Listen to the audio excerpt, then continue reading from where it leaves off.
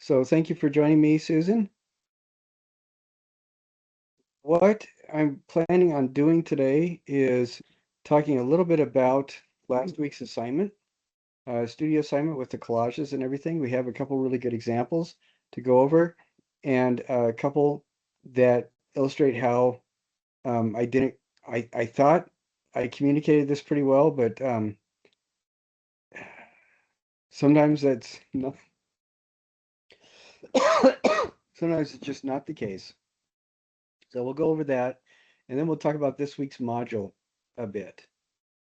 So let me, and when I share each of these things, I'm trying to get the individual information out of the scene. So that's why, like right now, I'm trying to set up the page so you guys can see. And then I'm going to show you this person's collages, and then I'm going to show you the drawing that they did. And then we'll just do that with each of the others or several of the others that were turned in.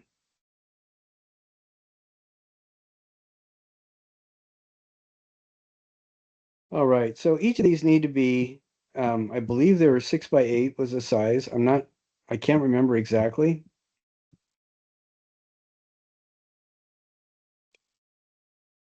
I'm going to double check that.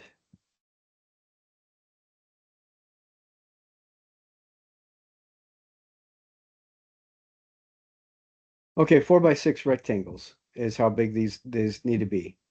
And this is their full-size sketchbook. So this looks like a pretty good size sketchbook, but their collages, I think, are right on the mark. Some of the things that we talked about is you have to have at least 9 pieces of paper, and there can't be any white in between. Now these collages need to all be done by yourself if you don't have access to magazines. I think I mentioned last week you could print pictures out, and somebody didn't understand that and wanted to find collages online and print them out, but that's not going to work because you're the one that needs to make the collages. And I think that this is a great example of this. Each of these are 4 by 6 inches, and you can see they used at least 9 pieces of paper in each one. And it doesn't have to make any sense at all. That they're doing a lot of different textures. Like, here, grapes, landscape, animals here. I think those elephants. You have penguin with just a lot of really interesting pictures. Now, again, the person was not trying to make an image with this. This is an exercise, so I don't expect anybody to make an image. But what they're doing is combining interesting images into a collage that they can later draw. So I'm going to stop sharing that really quick as I bring you to the next photo or next image of their submission. So that's one part of the submission is showing the 5 collages. And I'm gonna try to do a double screen here so we can see both their drawing and the collage that came out of the drawing, or the collage that inspired the drawing. So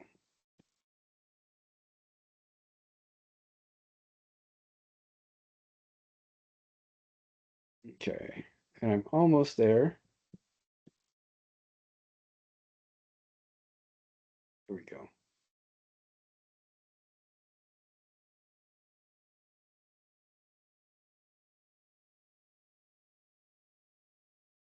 Okay, so I'm gonna do my screen share now.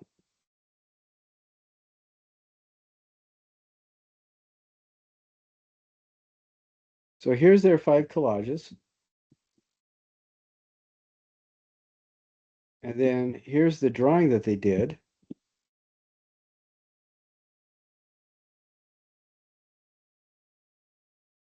And you see this, their drawing is, they are really doing an excellent job paying attention to the textures and shapes. And so it looks like right here is a stack of pancakes. So if we go back to this, it looks like this is the collage they chose to do the drawing. And here's it looks like almost like a kachina there. There's a hut. We go back over here. We see the hut. You see the kachina. I think they did a really great job doing this drawing to the collage. Does this assignment make more sense now?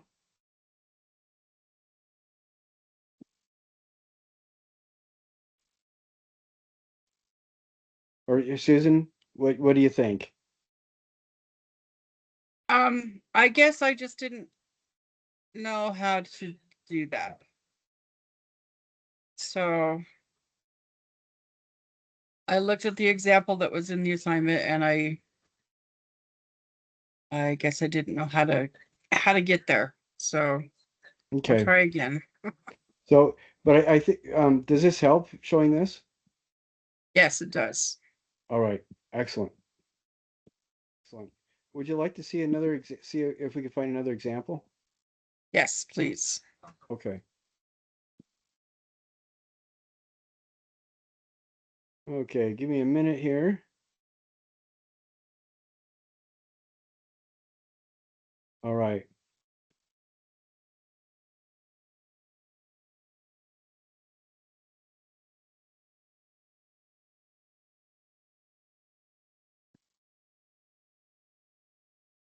All right. I found another example.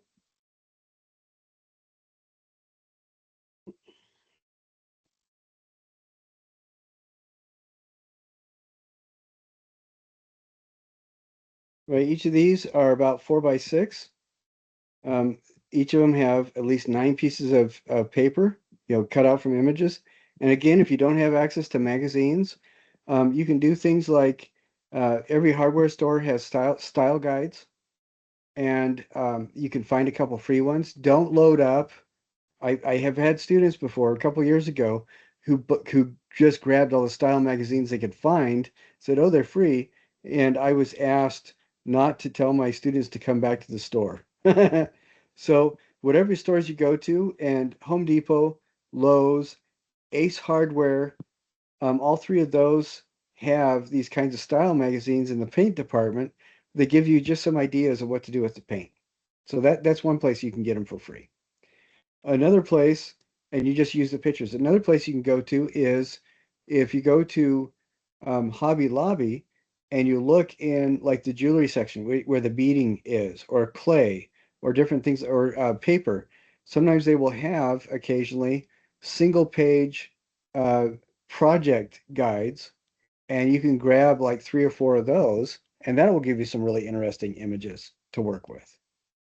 So yeah, I've had a couple people saying, yeah, we just don't get magazines. Well, it's rare that people get actual solid magazines. I also had somebody go through their junk mail, and there's the Val Pack, and then also there's the community green books and stuff like that. And sometimes they will have advertising pictures that you can use too. Or then also you can look on the internet and just do image searches and just look for interesting images that you can print out, and then you can tear or cut it up. So, and it looks like this person may have also used, looks like right here and here, looks like they may have also used wrapping paper, which is a really interesting idea. I like that. And then it looks like to me, this is the collage on the bottom right, and their drawing on the bottom left is of the collage on the bottom right. And what I like about this is they really paid attention to the visual texture in each of those images, and you can really tell it's very different textures. So this is another really good example. Okay, I'm gonna see if I can find another example.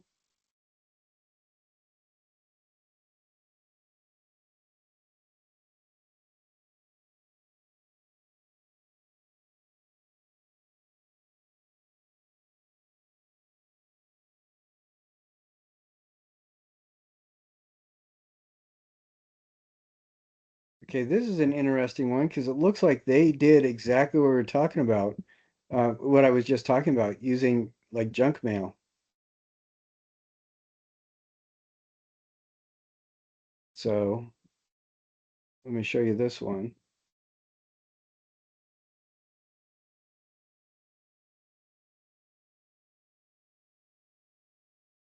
Okay, it looks like they used an Arby's and maybe KFC ads, and then a couple other things. So we've got these look like they're a little bit on the small side. If they're this person, if they can tell me that for sure that these are 4x6, that would really be nice. But they do look a little bit on the small side. And then we've got this drawing here. Let's see, look for those letters. Okay, so this drawing here is this one right here. So they did a really good job doing different textures and stuff too. Now, I hope you notice that I am not paying really close attention to the accuracy of everything. I mean, this is really remarkable. I think that looks excellent. What I'm looking more at is like when we look at these letters, I'm not going to ding this person for not having the exact right font. But what I am looking at and liking is that these letters up here in the image are white on a black background, and in their drawing, the background for the letter area is really, really dark, and all the letters are white. And that's the kind of thing that I'm looking for. You're doing different textures, doing different values. This person did a really good job too.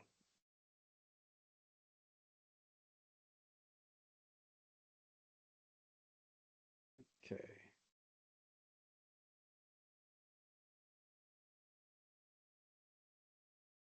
And then I just came across a submission where a person did an HEIC file. HEIC file is what I believe Apple phones will automatically save images that you take in an HEIC file. And if you submit them over your phone unchanged, my computer system does not recognize them. It sees them as virus programs, so it will not it can't access them. So and I stated that in the syllabus as well, that I cannot read HEIC files. So if you submit something from your phone, for Apple phones, one of the things you can do is pull up your screenshot. And we have another one that isn't downloading because the file is too large. Um, what I would recommend is if you have like an Apple phone, pull up the image that's in the HEIC file, and then uh, do what's it called? A screenshot with your phone, and then after you do the screenshot, uh, submit the screenshot, because when Apple phone does a screenshot, it usually turns it into a JPEG.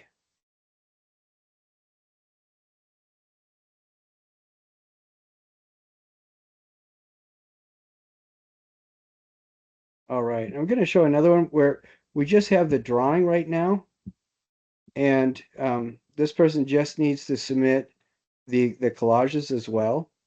I want to show this because this person really impresses me.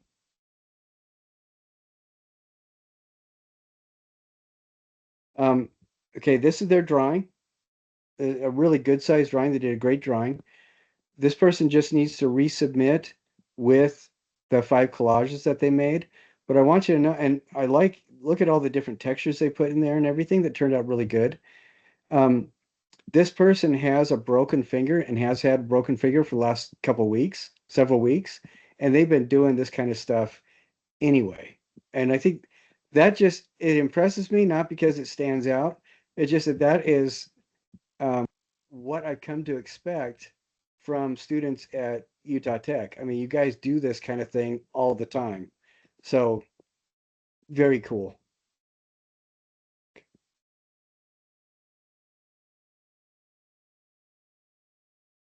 All right.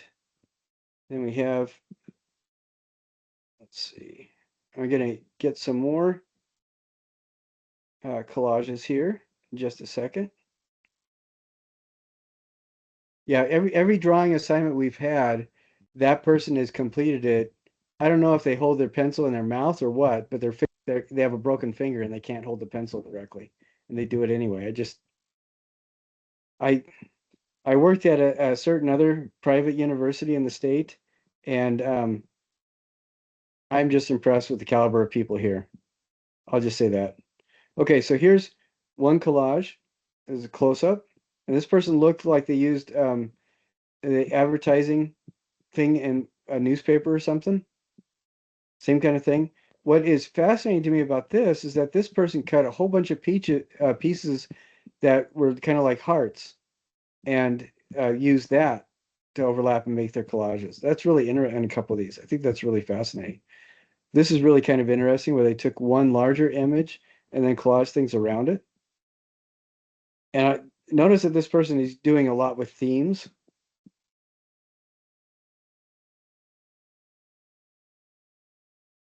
Now this drawing is interesting, but it doesn't really fit what we're doing, what we're going for. Um, I think these collages are all absolutely perfect. And it looks like the drawing is supposed to be of this, but the drawing is not of the collage pieces. It's of the different textures. So if they want to go back, I would say for this person to get full points, go back and on these hearts, draw the textures that you saw in the collage. And it's so that in this right here. So, maybe um, whatever textures you see in those heart pieces, that's what you'll need to draw on them to get the full points of the assignment. So again, the collages here are really good. The drawing just needs a little bit of work on that.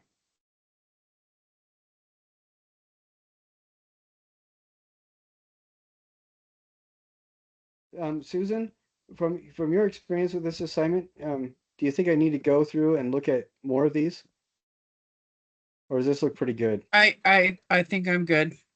Okay. That helps a All right. lot. I'll fix it. Okay.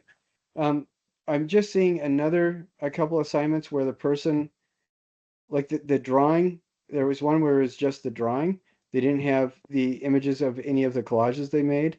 Here's another one where the person is only showing an image of one collage and one drawing. And again, it needs to be images of 5 collages and one drawing. So there's 6 images altogether.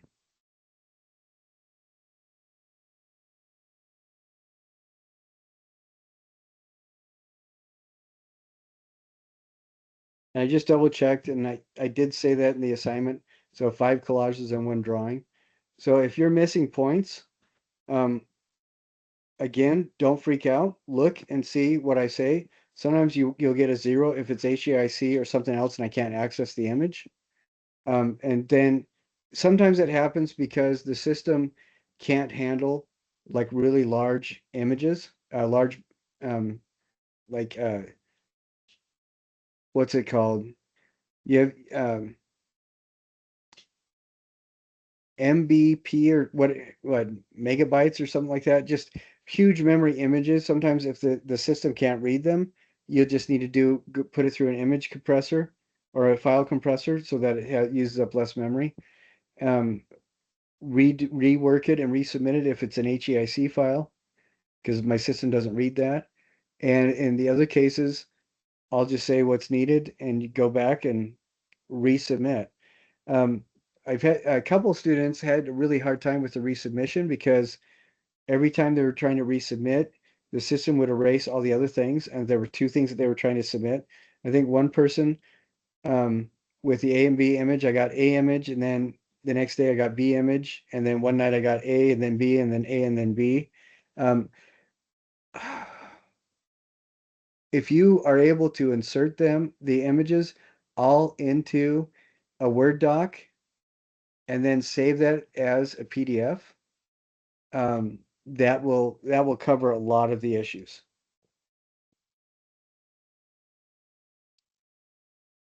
So, all right.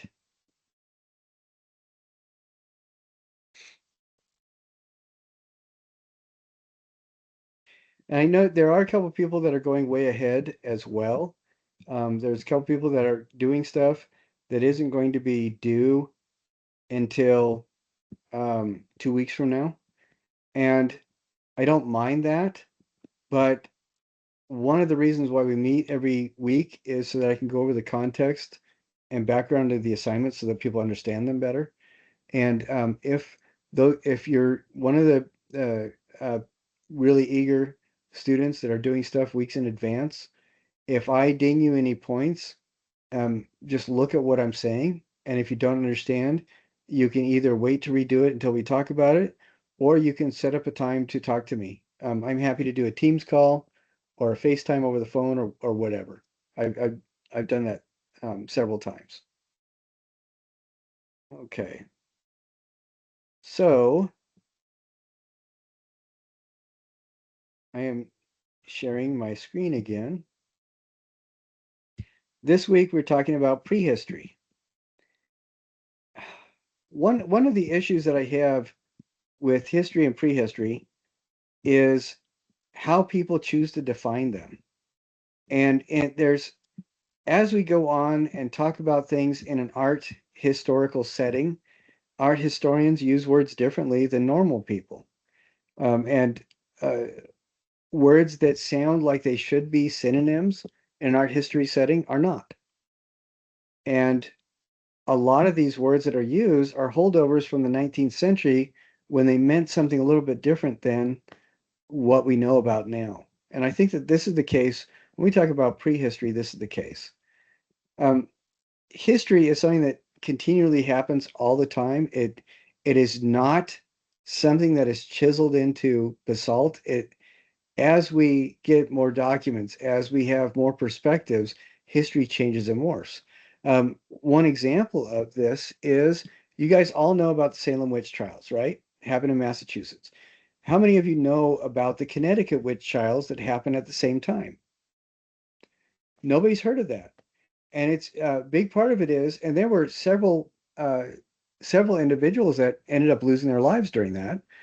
But Connecticut was so, the leadership of the state, well, when they became a state, was so embarrassed that their forebears had done this that they um, did not save the records. It was not part of Connecticut official history. And then about 20 years ago, a group of volunteers started working under a couple interns and started digitizing the personal accounts and journals of people from 18th century Connecticut. And in that, as they were digitizing these journals, they discovered that there were several people, as the Salem witch trials were going on, there were several people in Connecticut that were also convicted of practicing witchcraft. Very similar situations. Um, and what was interesting is as soon as that came to the attention of the Connecticut state legislature, they passed a resolution that absolved all of the people that had been convicted of witchcraft and declared them innocent, which I thought was kind of cool of them. But that is now part of official Connecticut history. But 25 years ago, nobody knew about it. And this kind of thing happens all the time, where good things and bad things are forgotten.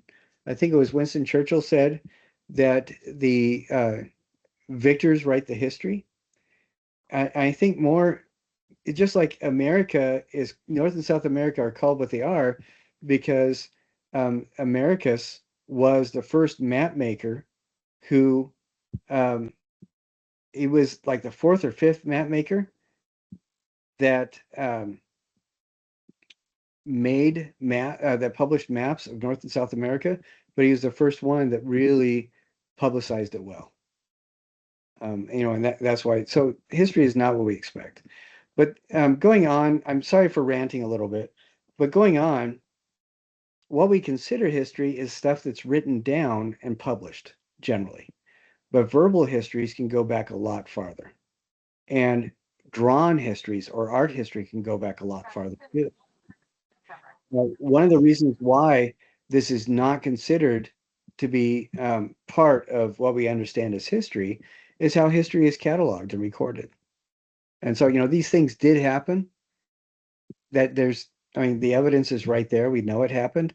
But because there weren't written accounts and there weren't corroborating accounts by other historians, it's kind of hard to get a really good bead on Not bothering what you. actually. Hello. Oh, Susan, your microphone's still on. There we go. Okay. Sorry. No, no problem at all. It was just entertaining listening. No, but and so what we're talking about is in Europe and uh, Oceania or the Pacific Ocean, there are two cultures that have a lot of history, but it's called prehistory because it wasn't written down, it wasn't published, and it wasn't corroborated. And we did talk about griots last week. That is something that's verbal history and verbal literature. What we're going to be talking about is when it's non-corroborated history, a lot of historians put it in the same category as folklore, which is unfortunate. But I can kind of understand because it's not corroborated. However, I don't know if you guys know this, but verbal histories, some of the verbal histories in the world, we go right to this large island continent, Australia. Verbal histories of indigenous Australians, actually, the stories that have been passed down for generations talk about astronomical events that astronomers know happened 50,000 years ago that nobody here in Australia would have known unless there were some people that actually witnessed it and told others. So verbal history goes back a long ways. And if we go back to India and some of the sacred writings of India, there are recordings of histories where the histories aren't there, but people talk about the histories that have been written that go back millions of years, which is really interesting. So, what does that mean? But anyway, it's not corroborated, so a lot of people don't take that into account. So we talk about history as really um, being something that we feel that's dependable when after writing is invented. And a lot of people agree that Mesopotamia has some of the oldest writing. And that is, we look at, 3,400 BC. So what is that? 5,400 years ago.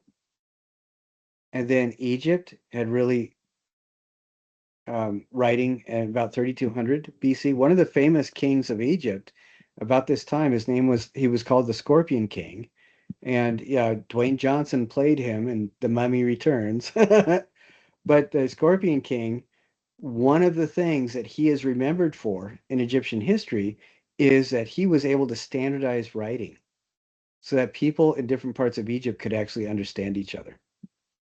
So, which is just unfortunate because I wanted him to, be on the back of a giant scorpion, but the reality sometimes is more sad. And then Shang Dynasty China, this is 1300 BC, so that's um, 3,300 years ago. So writing has been around for quite a while. And before that, we have images, rebuses, and drawings and paintings. And we think, that should be a really good way to communicate, visual communication. But just as we talked about, artists rarely paint or draw what they see. They paint or draw what they think about what they see. When these ancient artists would draw what they drew, we don't know what the context is. We don't know what it means. We can guess. I mean, I studied petroglyphs in Washington, Idaho, and Utah for years. And one of the things that I learned very quickly was that the people that made syllabaries or dictionaries, it couldn't be accurate. The closest, the best accuracy you could find to what petroglyphs actually mean is you go and talk to one of the elders of the community that is kind of in charge of taking care of those petroglyphs. They'll give you an idea of what it might mean and what they believe it means, and that is closer to reality than what any anthropologist is telling you in a book. So, but it's really fascinating to me.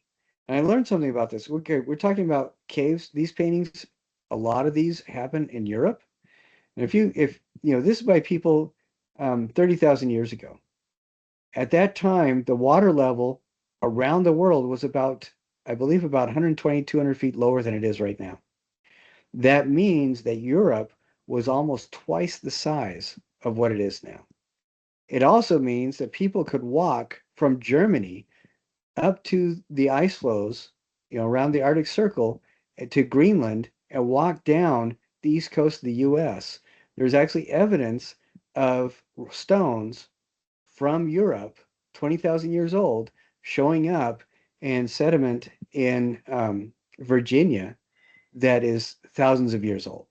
So there's a good chance somebody may walked over there.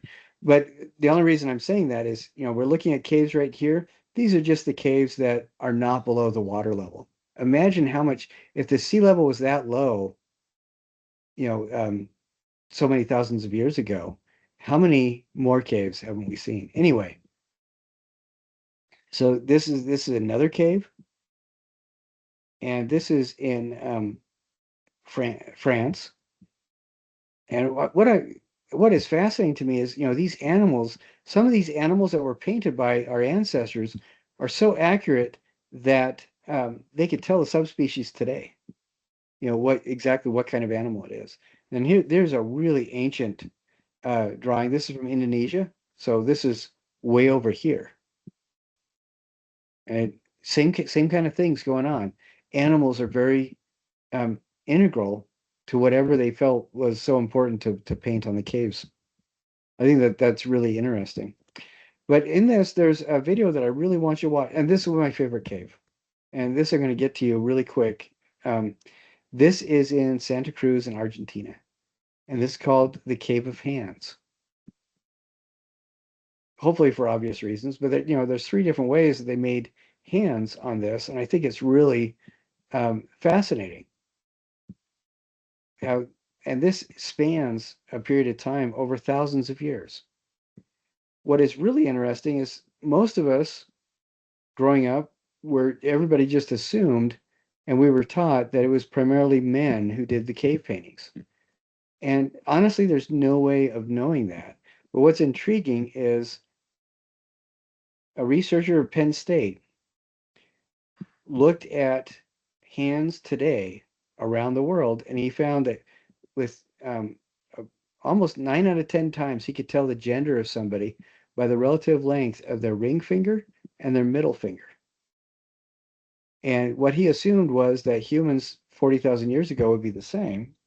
Or I guess this is only about 13 to 9,000 years ago is what it says. But he just figured that they were going to be about the same. And what he discovered was that up to 3/4 of the hands that you see in images like this and other cave paintings around the world are of women, most likely. Which is really fascinating. That suggests that maybe 3/4 of the artists were women. I just think that's a fascinating thing to think about. And then this is one of the oldest cave paintings. This is almost, this is 73,000 years old. And the reason why they think it's a cave painting and not just a random occurrence is because when the stone was discovered, it had these marks on it, and these marks were parallel, but they weren't entirely parallel. And they weren't in parallel in the same kind of way that rocks in a rock slide would leave parallel marks. And what was really interesting is that the pigment inside, and you can see, this is enhanced so we can see it easier. The pigment inside is not a naturally occurring pigment that would be on the surface of a rock hard enough to accidentally score these parallel lines in a rock slide. It is, they believe it was a human worked pigment that was actually put in this. So somebody 73,000 years ago scratched marks into a stone and then filled the marks with a red pigment. I just think that that's really interesting. So that was found way here. Now, this is a video I want everybody to watch as soon as you can. This is Dr. Genevieve von Penzinger. What is so amazing to me is that she and her husband traveled to every cave that they could get access to in Europe, and they found, and these caves spanned about 25,000 year length of time. some of these were incredibly old. Some of these were as recent as 15,000 years ago. And what she found, Dr. Penzinger, is that there are 32 intelligently made symbols that are repeated across that 20,000 year span throughout these caves throughout Europe. And what's fascinating to me is that those same symbols show up in petroglyphs here in the US, in North America. And I can't help but wonder, she suggests it's not so much a specific language. It doesn't seem to be it, but it does seem that people were communicating, sharing something that they associated as symbols with ideas behind them. And they felt it was important enough to communicate that across the span of millennia. So, how much of our written language changed just over the last couple hundred years, let alone 20,000 years? Charlemagne, who was, the super genius of medieval Europe, or in the 8th century, Charlemagne looked at English writing and he created two fonts essentially that were used up through the Crusades. So for about 500 years. And that's one of the only reasons why people today can read English that was written 1,000 years ago. And if that's true, it just blows me away that the symbols were unchanged for 20,000 years. Anyway, so watch that video. It's very important that you watch it. Now, this is another part of prehistory. So we just talked about cave paintings from 73,000 years ago to about 9,000 years ago. And then ancient Polynesia. This is by anthropologist Wade Davis, who was able to gain the trust because of his sincerity with several elders of different Polynesian cultures. And okay, it looks like I'm going to have to find a new map to put up there. So if that's still up there in the next couple of days, please remind me so I can fix it. But and they talked to him. Now, Polynesia is a really fascinating culture, and and it's not fair to say that it's a culture because you're talking about thousands of groups of people. It's called Oceania because it's thousands of groups of people that live really close and with the Pacific Ocean. When we get to the west coast of North and South America, for the most part, that's where Polynesian culture is considered not to be part of, because that's part of the continents. But everything west of North and South America, throughout the Pacific Ocean, is considered Polynesian culture. Now, I made friends with some Maori elders, and I think I told you before that close enough friends that one of them blessed my youngest child. But they would tell stories about um, sailing. And I also had several roommates that were one was from Fiji, two were from Tonga, and several were from Hawaii. And they came from families that had really strong seafaring history to them. And what is really amazing to me is that ocean, the Pacific Ocean, is bigger than almost the rest of the world put together. It is gigantic.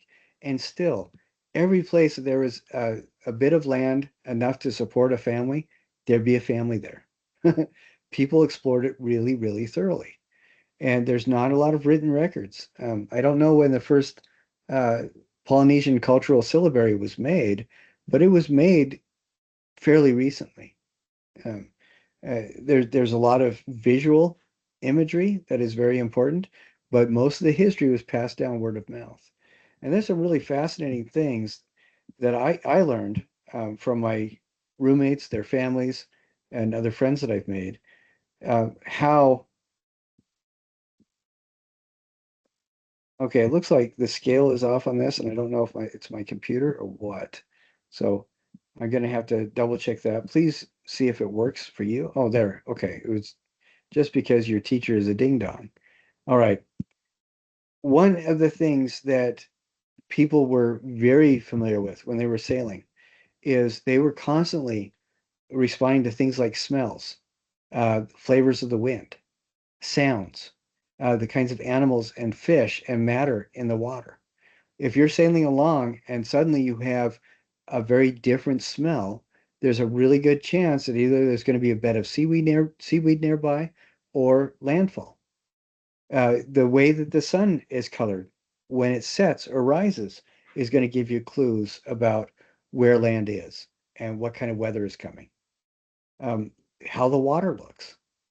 And I even talked to a gentleman who he and his family had been uh, sailors for farther back than anybody knew, uh, quite honestly.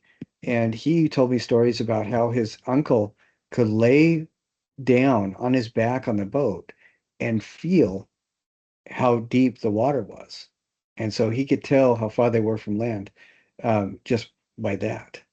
And what I heard that and I thought, oh, that is ridiculous. There's no way. But I've actually found that were some university students from a couple different universities who tried experiments with that, and they found that there was a certain amount of consistency between their sonar reading the texture of the ocean floor and how these fishermen and sailors felt. I just think that's amazing. Stars, navigating with stars. Um, it's amazing to me what these guys were able to do. Some of the signs that this talks about is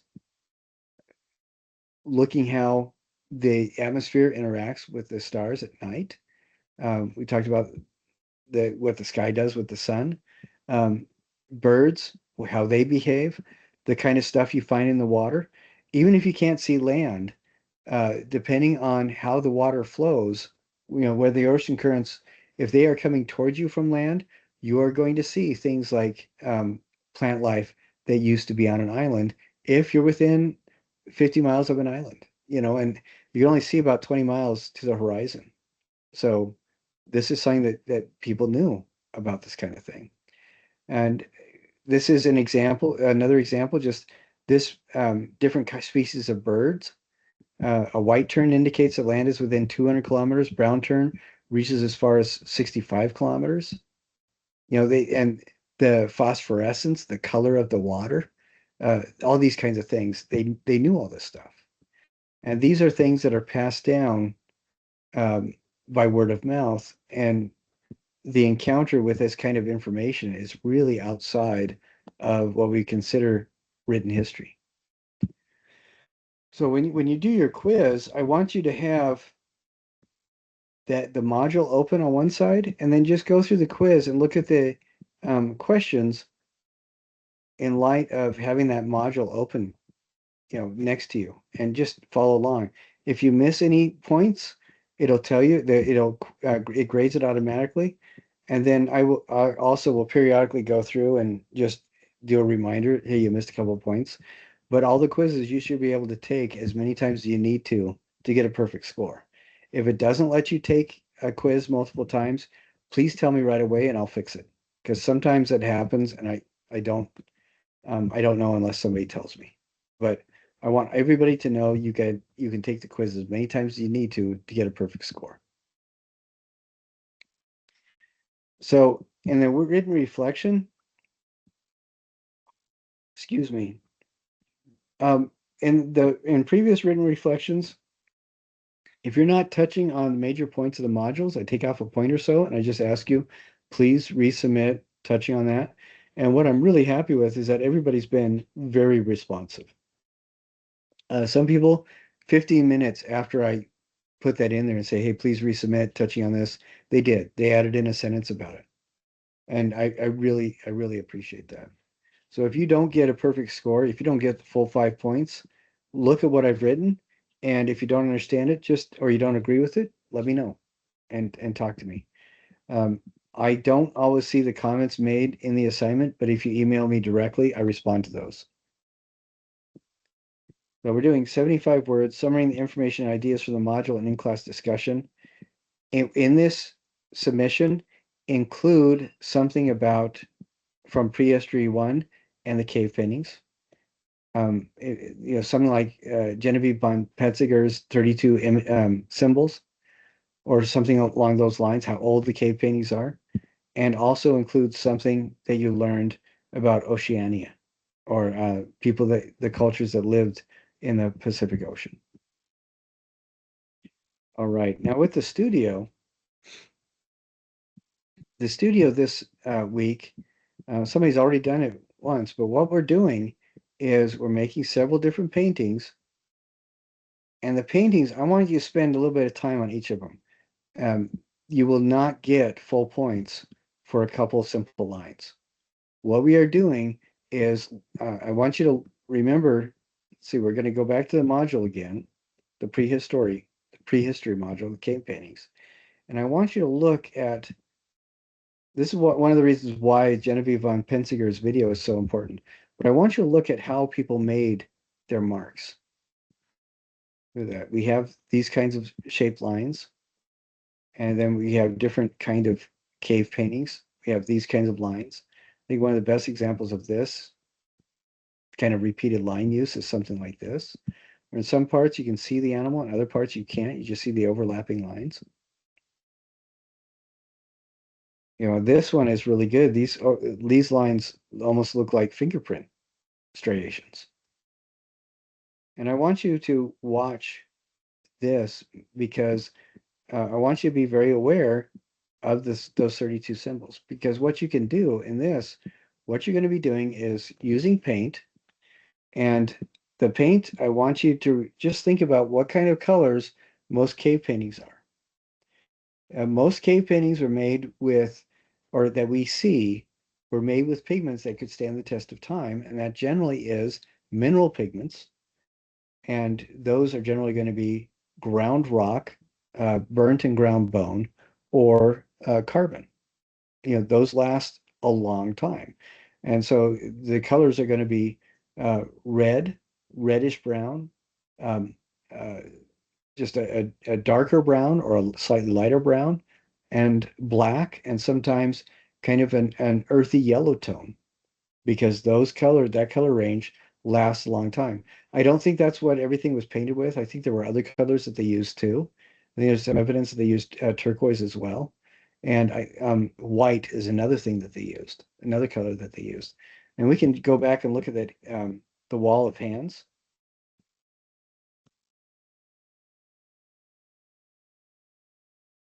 That's all the way down here. And you can see that there's that black, red, white.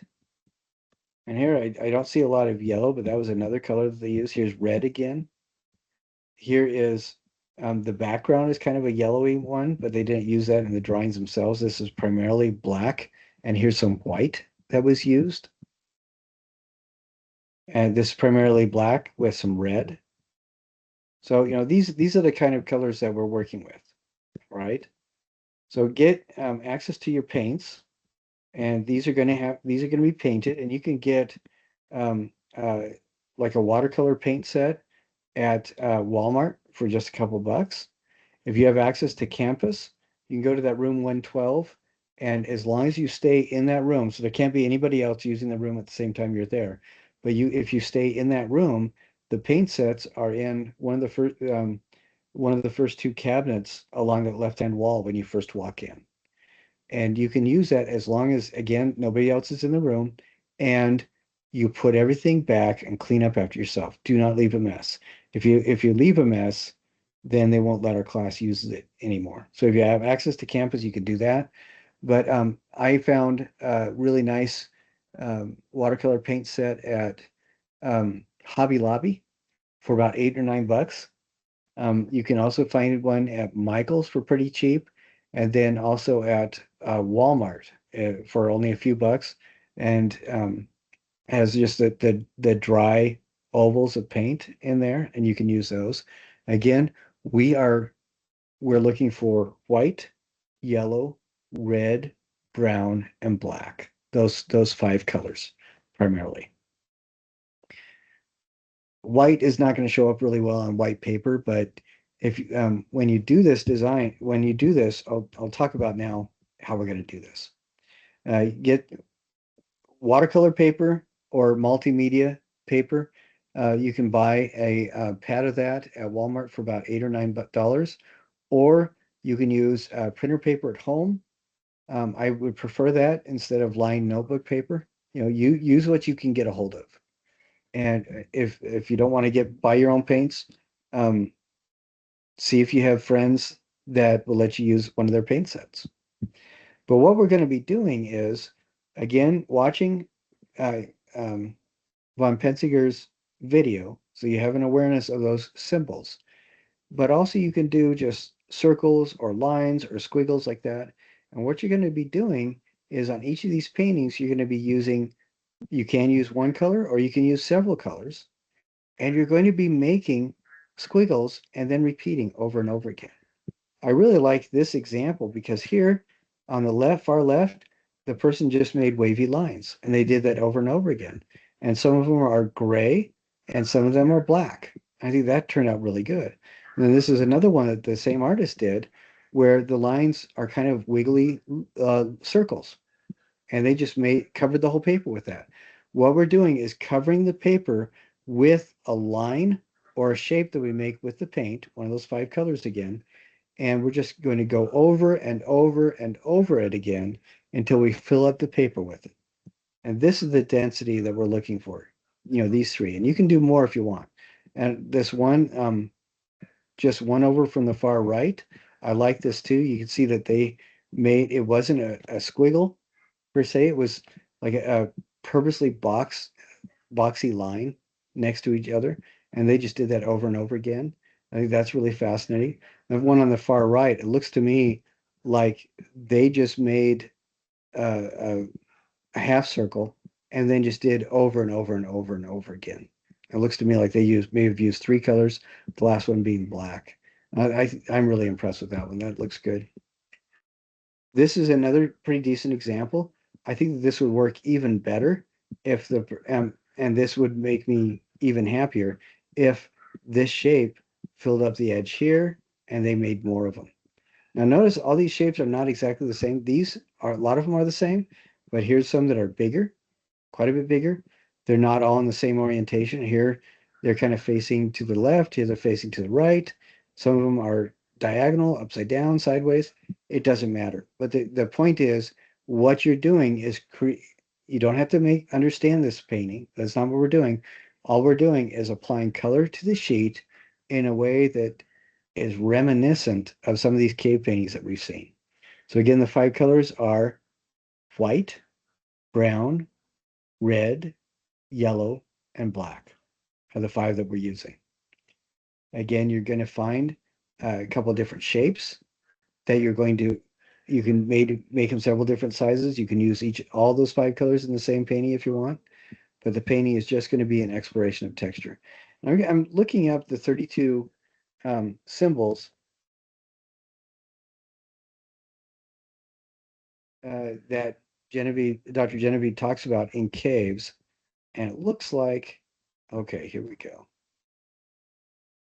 So I'm going to share this with you. There we go. So this is a website. It's called ideas.ted.com.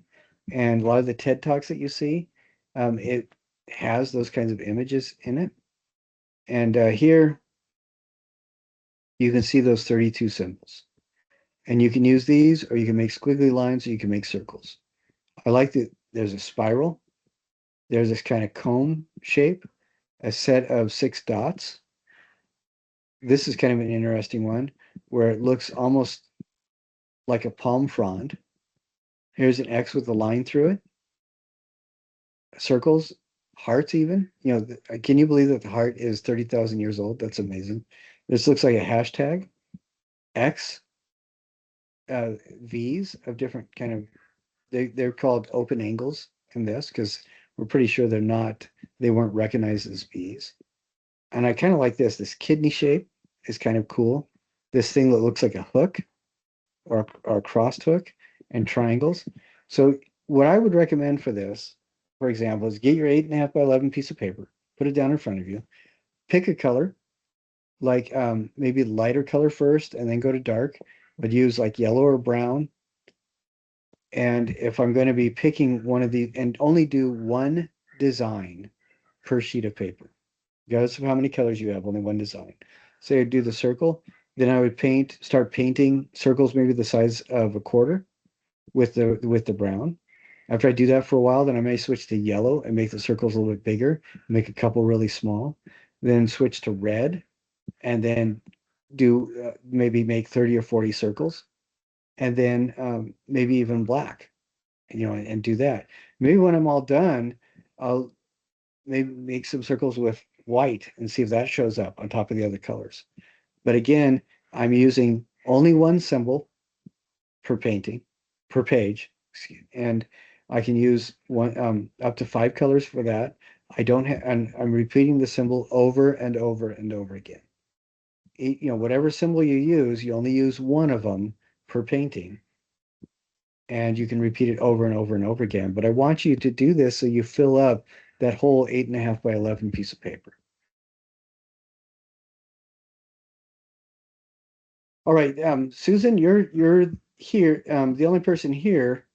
Do you have any questions about that assignment? No, I think I get it. I think that should be pretty. Um, I think I can handle that. Right. Now, it's really important. These assignments that we're doing, like with the collage and with this painting, we're not trying to make anything. We're just experimenting and exploring with the medium. And that's it. So the collage is not supposed to make a picture, and this painting is not supposed to communicate anything.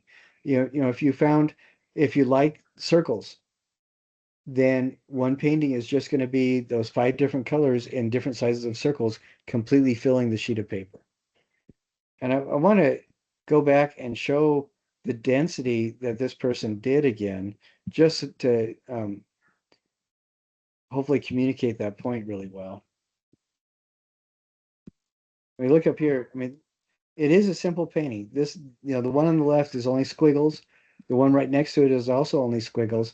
But I want you to see how many squiggles they put on this paper, overlapping all over the place. And it starts looking pretty interesting, I think. But again, they're not trying to make a picture. They found some of those symbols that they liked, and they're just using that. And I would say this is a lot more effective and easier to do if you pick a relatively simple symbol. Some of those symbols almost look, like series of dots or the hashtag. That can get tiresome. By the time you do it 150 times, it gets really tiresome. Circles, everybody can do circles. Squiggles, everybody can do squiggles or squares, shapes. Just, it doesn't matter the size. I would vary the size, vary the color, lay them on top of each other until you fill up that paper. And on this, if you'll be graded on if you do only one symbol per painting, if you cover the paper and make it really dense, overlapping the symbols, those are the two most important things. And then keeping to those 5 colors is really important. And the 5 colors again are white, yellow, brown, red, and black. So keep to those 5 colors, keep to one symbol per painting, and you can vary the size of the symbol as much as you want. Watercolor, if you don't have watercolor, if you only have acrylic, that's great. Do that. But you're not going to get credit for using colored pencils or markers. We're not doing that. We're just using paint on this one.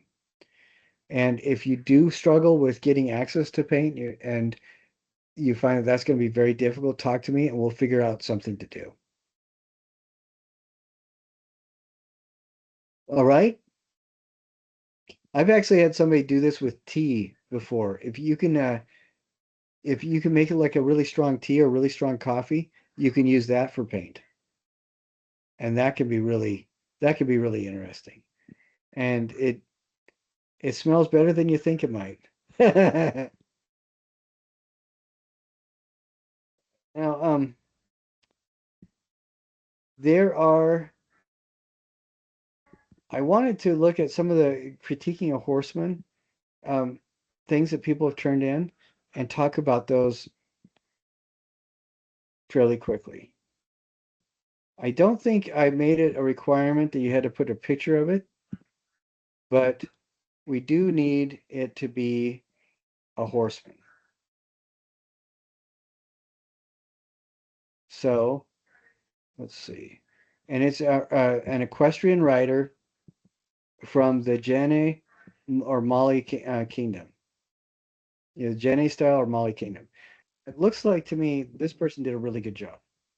So that assignment, there's 6 sentences, and you're using those tools of artistic critique, describe, analyze, interpret, and evaluate. And then the first sentence is you talk about where you found it, the image, and the last sentence is how your perspective changed as you went through the process. So this person found a terracotta equestrian figure from the Metropolitan Museum of Art website. And I chose this because the stance of the writer immediately stood out to me. So they are doing what I've asked you to do. Terracotta equestrian rider or equestrian figure, one of the things that we looked at in last week's video. So this next one, it's a short description, but they did a really good description.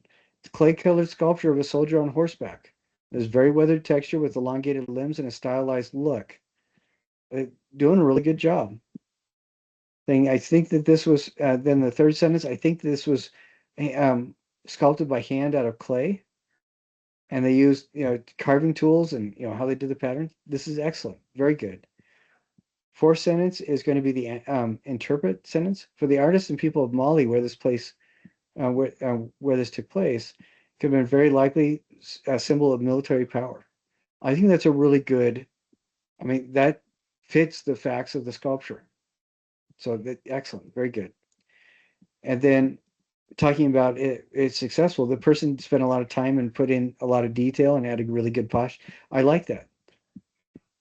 And then their last one, they say the first one, it sounds like they almost dismissed it, looking at the image. And as they're looking at it more carefully, they figured that it says more than it did, and they appreciated more. So I think this is an excellent example. And this was just a random submission that somebody did. This is an excellent example. If you're able to include an image, that's great. But this person did exactly what I was looking for with that equestrian writer assignment. And again, you are looking for equestrian riders that are made by people that were associated with the Mali Kingdom. And most of the time, they're going to be 11th to 13th century clay. And I put the links in the assignment and everything.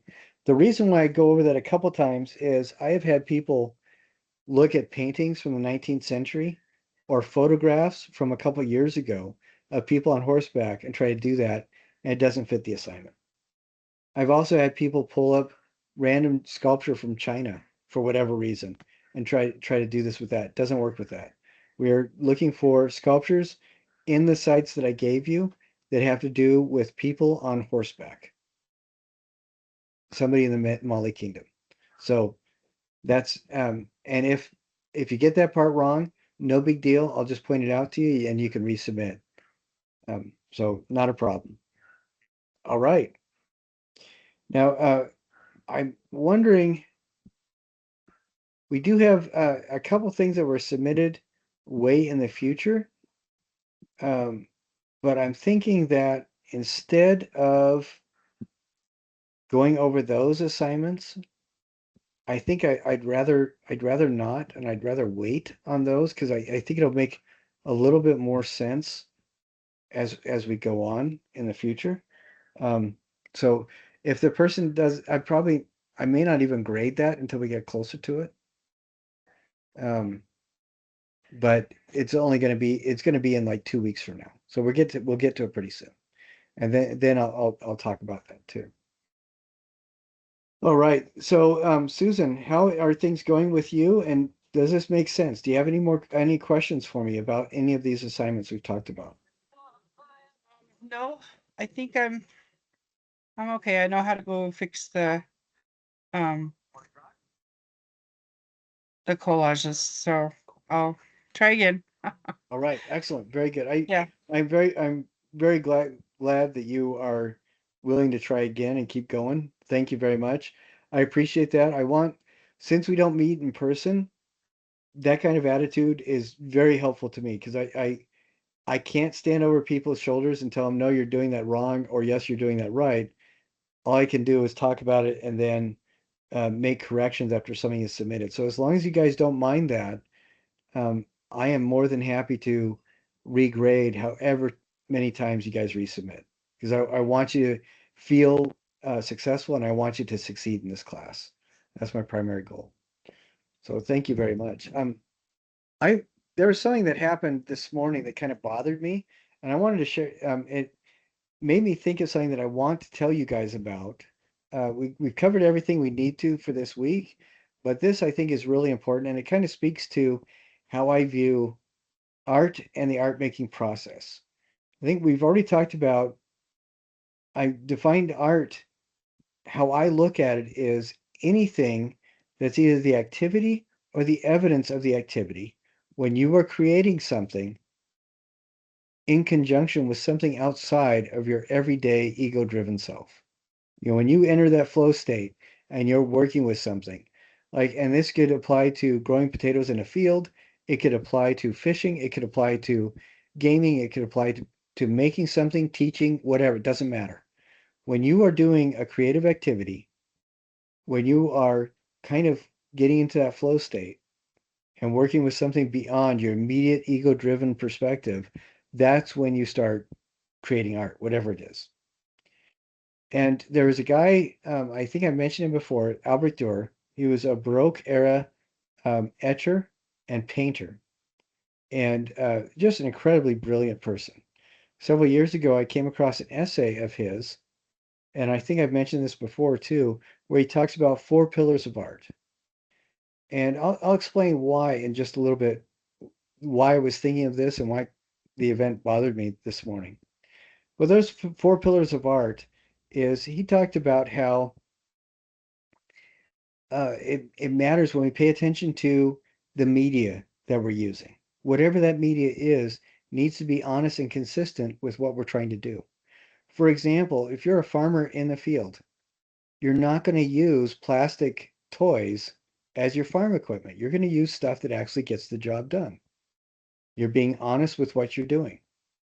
And that also goes to if you're painting and you really want to make a painting to share with somebody else, you're going to be using paints that will stand the test of time. You're it's not when if you want to paint, it's not going to be effective to do paints that are just going to disappear the first time the sun hits them. Uh, and this is true of, or if you're a sculptor, somebody at City Hall wants you to sculpt something for the fountain or that roundabout in St. George, and you make a huge 300-pound sculpture out of butter. That's not going to work. Especially not here in St. George in June and July, you know. But when we think about the materials and think about how the honesty and consistency with what we're trying to do, that's the first pillar of art. The second one is considering um, proportion, paying attention to how things fit together, paying attention to how big something is in relation to something else. Last week we talked about balance, for example. And sometimes if we make something and it doesn't feel right, one of the tools that we can use to fix it is, am I getting the proportions right? And a lot of the times when we see a drawing of a human being or an animal that we know really well, and we can usually tell that the artist has experience with what they're doing when the proportions are right. But this also applies to uh, anything that we're doing, and it really doesn't matter. Like for example, um, if you're teaching a community of kids, people that are younger, the time that you spend teaching has to be proportioned differently in different activities than if they're older. The attention span nationwide for the average college student is actually less than that of a goldfish. That and what I'm so glad is that that has not been true for most of the students in the art classes that I've taught here at Utah Tech. But nationwide, that's what it is. But as whatever activity we're doing, there are proportions for different things. And paying attention to those proportions. That's the second pillar. The third pillar is craftsmanship. Are you paying attention to how things fit together? How we if the art that we're expressing is speaking or poetry or writing, are we paying attention to how many drafts we have to do to get those words to sound right? Are we paying attention to how we enunciate so people can understand us? Uh, that's part of that kind of craftsmanship. And craftsmanship, Albrecht Dürer was very clear, the craftsmanship needs to be an honest reflection of how serious we are about whatever it is that we're building. And sometimes it sounds almost kind of funny, but if you look at people like David Allen Greer, for example, is one of the greatest comedic actors that have been produced in the US in the last 40 years. He is amazing. But that's because he's honed his craftsmanship to the point where he knows exactly how much to raise his eyebrows or to open his eyelids or to move his mouth. And he knows exactly the timing to express that. So and that difference represents when a joke falls flat or when he can get a whole room laughing their butts off by just turning around, because he is such a precise craftsman in his acting. He's amazing. But this applies to everything else. Now, if I have taught welding, I've taught bronze casting, but I'm not a master at it. So if I do bronze casting, it's going to reflect the highest level that I've achieved casting bronze. But I'm not going to try to push it past there to an extraordinary amount. If I need it to fill certain other requirements, I'm going to hire somebody else who knows how to do that, or I'm going to learn how to do that. Pushing beyond ourselves and even holding ourselves responsible for more information or more expertise or more experience than we have, that's something that we don't do as artists. We can push ourselves to be better, but we cannot flagellate ourselves. We cannot punish ourselves for not having access to experience that we haven't had yet.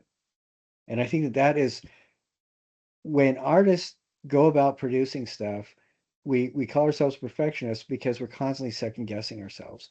And that's not what honest craftsmanship is. Honest craftsmanship is being aware and capable and honest with where you are right now and holding yourself responsible to where you are right now. So I don't want you guys getting upset that you can't draw a hand so that everybody sees that it's a hand. That's not what we're about. But I also don't want you to think, oh, I even though I know I can do better, I'm just going to do this little squiggle and pass it off as good enough. I don't want you to do that either. You know where you're at. You can push yourself. You can do a really good job because all of you are professionals in whatever careers that you're doing. And you just the point is for that third pillar is to just be honest about where you are with your craftsmanship. Don't hold yourself accountable to information and experience and expertise you don't have, but also don't give up too early. Does that make sense? And then the fourth pillar, and I think that the fourth pillar is really important. That's something that we talk about as part of my definition for what art is. Albrecht Dürer referred to it as the breath of creation. This is where we draw from outside of our immediate ego-driven self. It can be our higher self. If you're a spiritual religious person, it can be that higher order that you connect to. Sometimes when I work on something, I will try to listen to what the medium is wants to do. And I know it kind of sounds funny, but I get into a flow state where as I'm working on with the paint and stuff, I kind of lose track of what I intended to do, and I'm just letting the paint be the paint. And which I didn't realize that you could do as an artist until I started really paying attention to little kids and finger paints. They have so much fun just letting the paint speak for itself. And when that happens, the stuff that's made is so much fun to look at. But those kinds of things, where we allow whatever is outside of ourselves to breathe creation into what we're doing, that's when it starts becoming real art. And inspiration, our word inspiration comes from the word Albrecht Dürer used for breath, which is spiritus.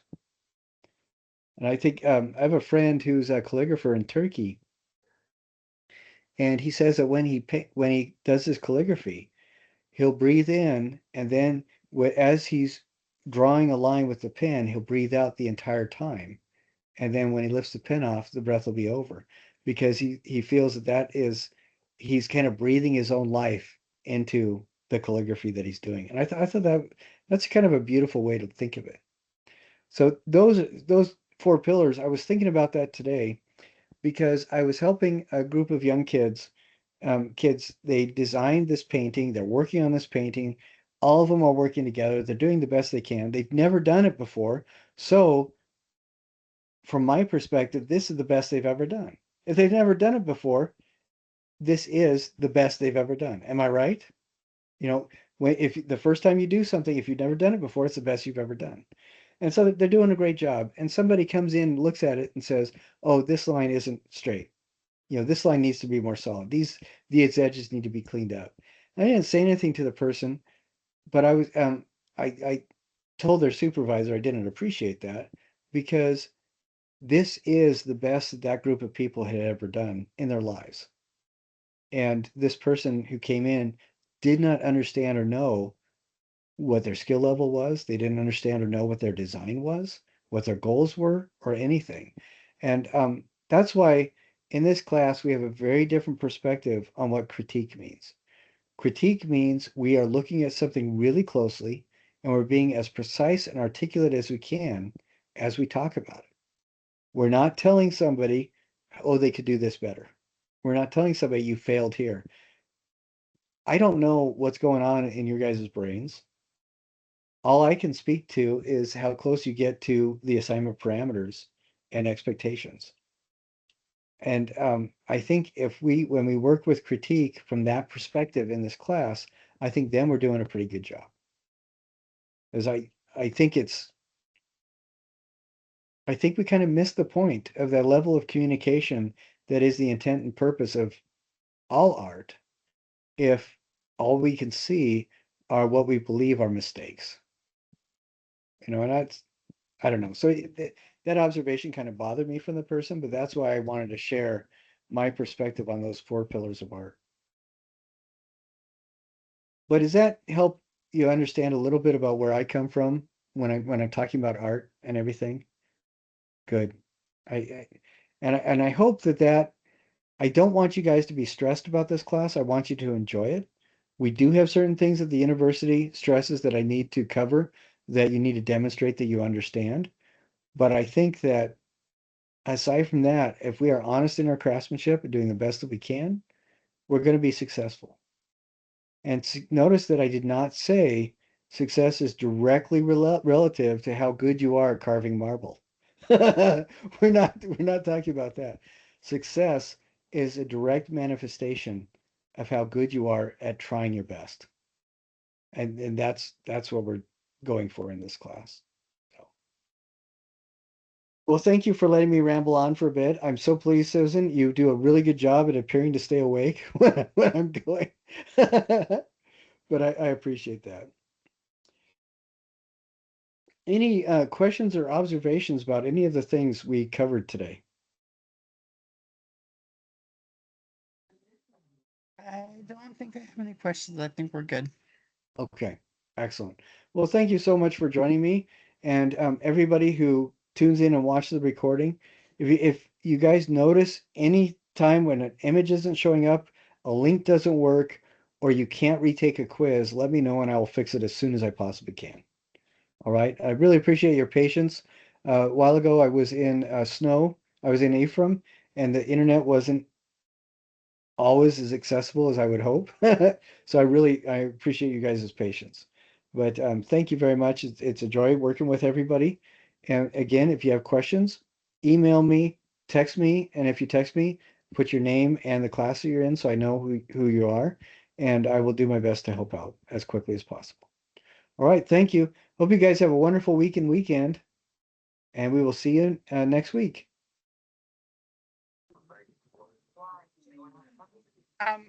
I will probably not be here the next 3 weeks because